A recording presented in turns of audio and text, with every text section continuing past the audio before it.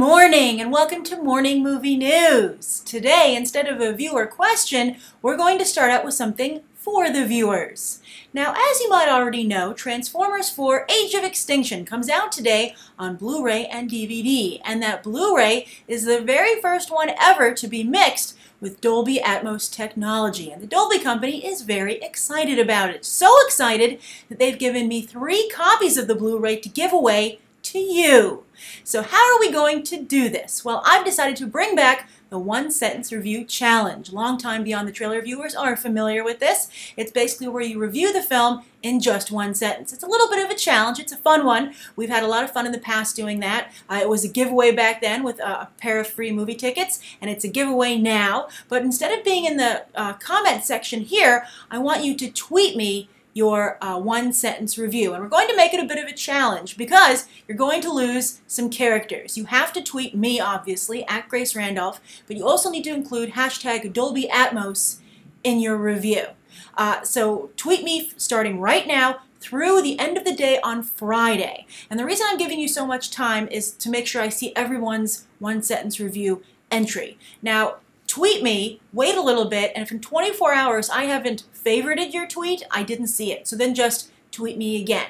And again, you have till the end of day Friday of this week to tweet me your one-sentence review of Transformers 4 Age of Extinction. And the top 3 I'll share on my social media, and you will be receiving your very own free copy of the Transformers 4 Age of Extinction Blu-ray with Dolby Atmos technology. And if you want to find out more about Dolby Atmos technology, you might be like, why is this such a great thing? Well, you can head over to their website. I've put a link in the video description, but then also just a quick primer. Basically, you know when you go to like a theme park and they can, or a ride, or one of those 3D movies, and they can pinpoint the sound within the actual theater, so you think there's someone in there with you or something like that.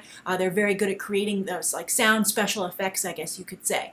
Well, that's what Dolby Atmos technology does. You've already seen it in a few films. For instance, Godzilla used it over the summer, and they've been using it in movie theaters, but now they're transitioning it to the home theater or just the home environment. You don't have to have the Dolby Atmos speaker system or home theater setup to enjoy the Blu-ray. I've been assured, my copy's in the mail too, I get a copy as well. I've been assured that the mix is fantastic on the sound system that you have, and then eventually if you do end up getting the Dolby Atmos speaker set, you will get an even deeper movie-going experience in terms of the sound. So don't forget, tweet me starting right now through the end of the week your one-sentence review of Transformers 4 Age of Extinction. Alright, so let's switch over to today's top 3 stories. And the first one is actually a developing story. So look for headlines not just throughout the day, but probably for the foreseeable future, as a struggle is brewing as to where you can see a movie.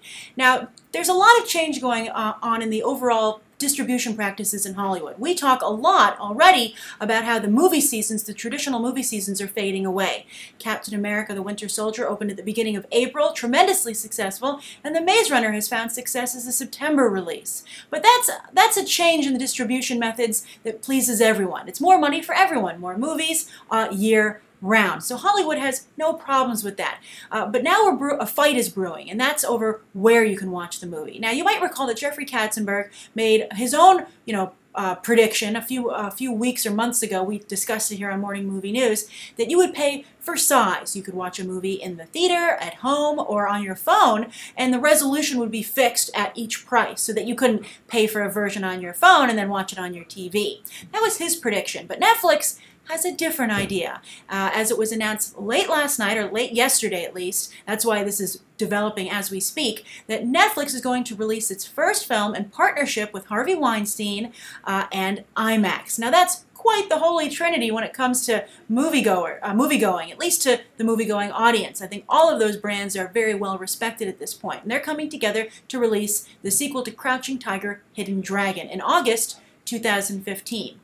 So what this means is that if you want to see that film, you can either pay to see it on an IMAX screen, and of course there's premium pricing there, or you can watch it at home on Netflix. There's no in between. You cannot watch it on a regular movie screen. And so this morning, I guess they talked about it overnight, but Regal is the first movie theater to say, I don't think so. We won't participate in this, and we will not show it on any IMAX screens that we have in our theaters. Now that's interesting because IMAX is cooperating with this. They're part of the deal. But obviously when they give their technology over to another company to exhibit in their property, on their property in their theaters, they don't have to play along. So just because IMAX is a part of this this decision to release the film this way doesn't mean you can see Crouching Tiger, Hidden Dragon on just any old IMAX screen. So you might maybe in the future see some kind of stipulation with IMAX going forward as to what kind of deal they have with movie theaters. Although movie theaters might not be willing to sign that kind of deal because they have to survive. But I think that, as I've said many times, I think that this should be, hopefully, this will be a wake-up call. I keep thinking that different things will be a wake-up call for movie theaters to do a better job taking care of their customer, giving a better experience. And they just never wake up. AMC is trying to, as we discussed, I believe just last week, they're investing quite a bit of money to upgrade their theaters. So they have 44 screens currently that are those recliners and reserved seating, the pleather recliners, and they're going to upgrade more in advance of the 2015 movie schedule, which is chock full of exciting and big ticket movies. So AMC is trying to improve their movie-going experience, but I think across the board, that's not the case. And so you're seeing other people sense an opportunity and move into the space.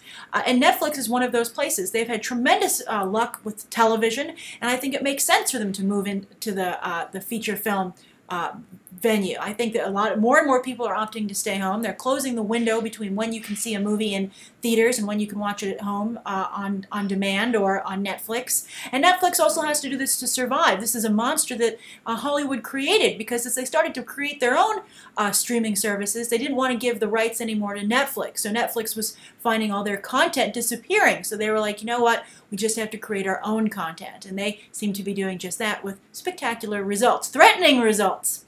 So I'm curious to what you guys think. Is this the beginning of the end of movies as we know it? Is that a good thing or a bad thing? And where would you watch Crouching Tiger, Hidden Dragon 2? Would you watch it at all, by the way, since Ang Lee's not involved? Michelle Yeoh is returning, but then Harry Shum Jr. from Revenge of the Green Dragons and Glee is going to be in the cast as well. And I can tell you that in Revenge of the Green Dragons, he was pretty bad. He was one of the, he and Justin Chon, I'm afraid, were so out of their league when it came to their roles that they almost derailed the film, which was unfortunate because it's a pretty good movie. And I say almost derailed it. I think it ended up actually being still very, very good. So I'm just curious to your thoughts on this and just how movies are changing. We're living in a very interesting time, more change than we've ever seen before and so quickly. All right, so that's the first story of the day. Now the second story of the day is that there are a bunch of Avengers rumors floating around yesterday that I wanted to discuss. One I think might be true and one I think is definitely not true. So let's get that out of the way. You might have seen a rumor that the first trailer for Avengers Age of Ultron will play in front of Interstellar, to which I think, no way in hell is Disney going to put their arguably the biggest trailer of all time on a movie that's opening opposite Big Hero 6. Now I actually think that it'll open on the Big Hero 6 film. I think that's going to be the way they're going to try and get people to go and see that movie, which I think there's some concern. I see some interest in Big Hero 6, but I was quite surprised that, that video is coming, by the way, your Big Hero 6 reactions. It takes about a month to turn them around. That's why we're going to get a video every month. But when I had asked people to send in videos as to why they were excited to see Big Hero 6, I was quite surprised that in September, some of you actually had not yet heard of the film. I was like, wow, Disney, get on that. So I think, Big Hero 6 is a Marvel property. Avengers Age of Ultron is obviously also a Marvel property. You could argue how much Big Hero 6 is a Marvel property, but that's where it comes from. And so I think it's a good fit. It doesn't seem like they're shoehorning it in there. Avengers Age of Ultron is certainly supposed to be an all-ages film. They want that box office. So expect that trailer to play the weekend that Interstellar opens, but on the opposite film that opens that weekend on the competition to try and blow Interstellar out of the water. I'm curious, would where that trailer plays affect you? I mean, it's going to debut online, so I don't know how much of an effect that'll have of what it's attached to, but I know that the Interstellar trailers, Warner Brothers has been very aggressive about that. They haven't aired them online until after they've debuted in theaters, causing me to be like, what the hell, when watching a film and that comes up and I'm like, where was this all day? And having a little bit of a panic attack in the movie theater.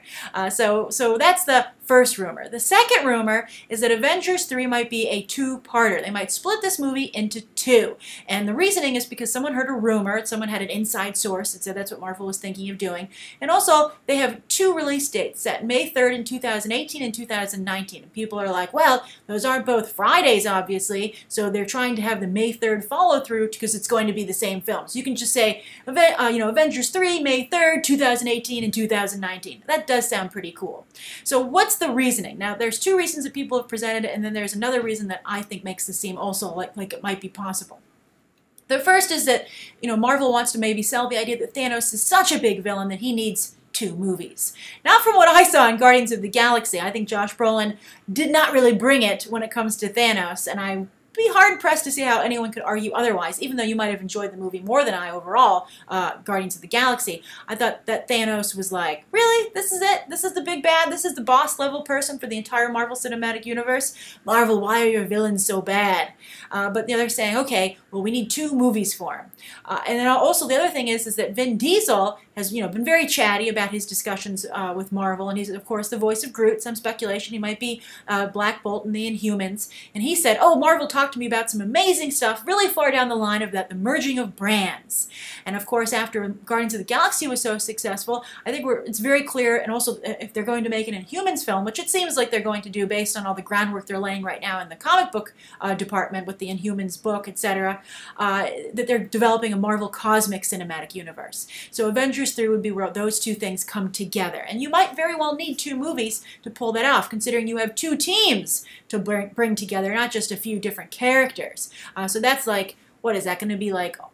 15 people or plus that you have to put in the same movie. So that's going to be tough, and I can see that maybe needing two separate films. Now, the other reason I think is that you might recall that Robert Downey Jr. is only contracted for 2 more films. Avengers 2 is one of them, and I think that Avengers 3 is the other film. Now, maybe, maybe he'll agree to more afterwards, but if he's going to be a stickler and he wants out of his contract, well, wouldn't it make sense to say, well, technically, Avengers 3 is just one movie, but we split it into 2 parts. It would just be one film shoot, so Robert Downey Jr.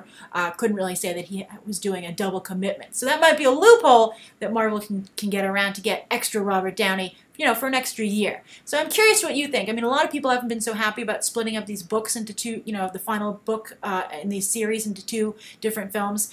Harry Potter and the Deathly Hallows, Twilight, Breaking Dawn, of course, the upcoming Mockingjay. But it's an effective strategy, which has resulted in copious amounts of cash. So you can't really blame Marvel for considering this. And I think if that's the reasoning, Thanos, 2 teams together, 2 universes, Cosmic and Earth, and then, of course, more Robert Downey Jr., it really does make sense when you think about it. All right, so that's the second story of the day. Now, the third story, we're going to end actually on a bit of a sad note. But I think, it might be at least a step in the right direction in seeing justice done. And that's the news that the first assistant director on Midnight Rider, Hilary Schwartz, has been charged with manslaughter in the death of assistant camerawoman Sarah Jones. That's a very serious charge, obviously. I don't know if we'll be seeing more charges come out.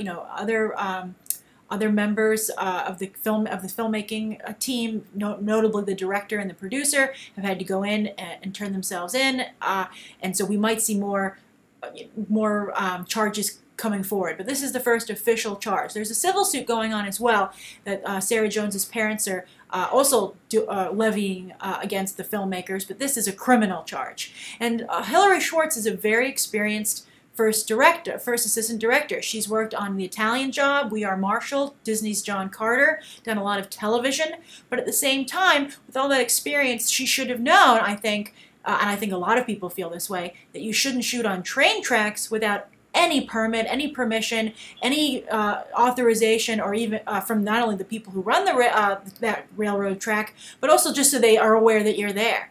It resulted in several injuries to the crew, and of course the death of Sarah Jones, the tragic death of Sarah Jones. Now the industry has tried to police this before. That we've talked about this at length about the documentary that was made almost like a decade or so ago, when that crew member of Pleasantville died going home because he wasn't getting a sufficient amount of sleep. They were overworking him, and he died in a car accident. And that it seemed like change would be affected then, but it did not. At the end of the day, the unions and the studios fix things behind the scenes, which, you know, is really a shame because that's not the purpose of the unions. The unions are supposed to, I think, primarily protect their members, but they haven't done that so far in Hollywood. It resulted in this really tragic death, and it looks like the government's going to have to step in and maybe regulate this finally. So I'm curious what you think. Do you think this is a good development? Do you think this is the Jones can take some piece from this? And what do you think it might mean for movie making going forward? If maybe Hollywood can't just get away with anything anymore. We're seeing a lot of that. You know, the NFL, there's a lot of discussion about what can they get away with. Industries policing themselves when there's money at stake doesn't seem to really work out, does it? All right, so that's today's morning movie news. Thank you so much for tuning in. Don't forget to send me your one-sentence reviews of Transformers Age of Extinction through Friday. Tweet me those, remember, and include the hashtag Dolby Atmos. Thank you so much for watching. Let me know what you'd like to see covered tomorrow and any questions that you might have. Thanks for watching. Bye.